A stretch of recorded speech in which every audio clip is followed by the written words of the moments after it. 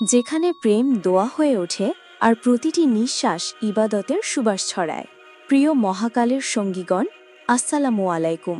চার ধর্ম সিরিজের আজকের পর্বে আপনাদের আন্তরিক স্বাগতম। আজ আমরা এমন এক গল্প শুনব যেখানে সংসার আর দায়িত্ব কেবল দুনিয়ার কাজ নয়, বরং আল্লাহর সন্তুষ্টির জন্য ইবাদতের ময়দান হয়ে ওঠে।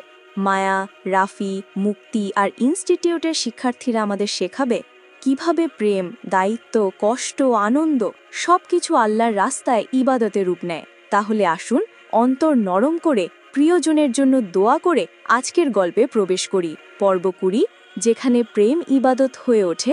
চার ধর্ম সিরিজ।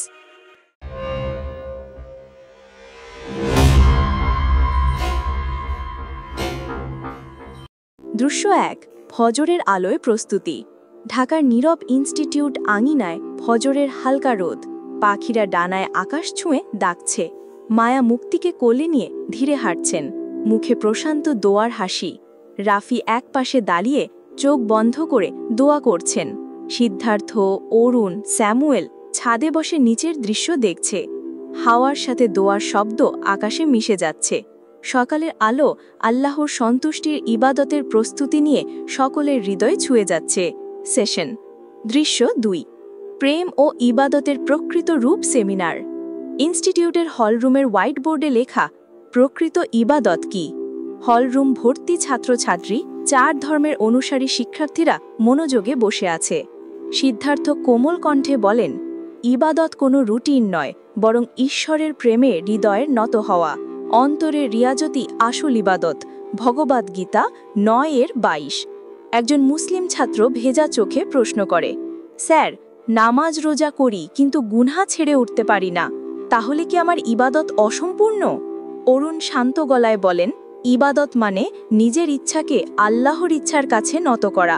প্রতিটি নামাজ রোজা আমাদের সেই দিকে নিয়ে যায়। এক হিন্দু ছাত্রী হাত তোলে, আমি পূজা করি কিন্তু অন্তর কাঁদে, এও কি ইবাদত? সিদ্ধার্থ হাসি মুখে বলেন, অন্তরের কান্নাই আসল ইবাদত।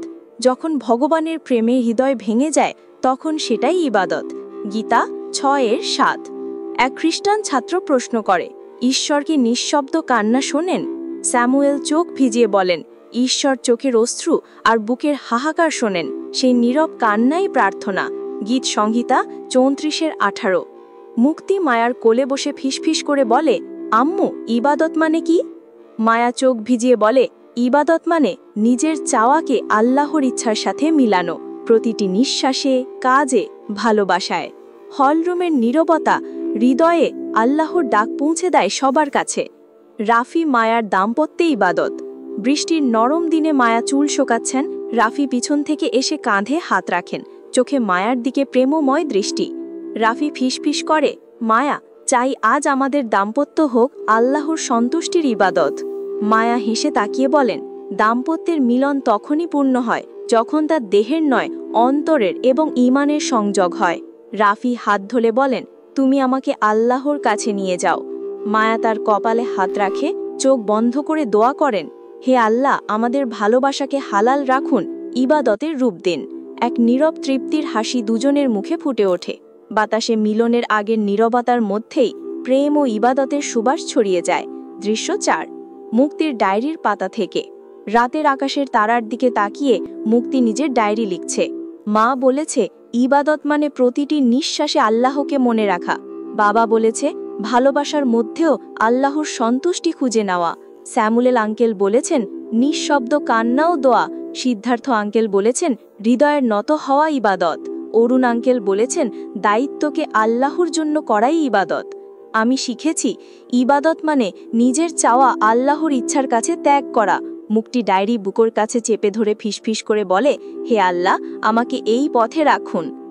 আর পরবর্তী পর্ব আসছে, পর্ব 21, নীরব কান্নার প্রার্থনা, যেখানে প্রশ্ন আসবে, ম্যাডাম, ইবাদতের সময় মন বিক্ষিপ্ত হলে কি হবে? স্যার, নিঃশব্দে চোখের জল ফেলা কি ইবাদত? আপা, ক্ষমা না করতে পারলে কি ইবাদত অসম্পূর্ণ থেকে যায়?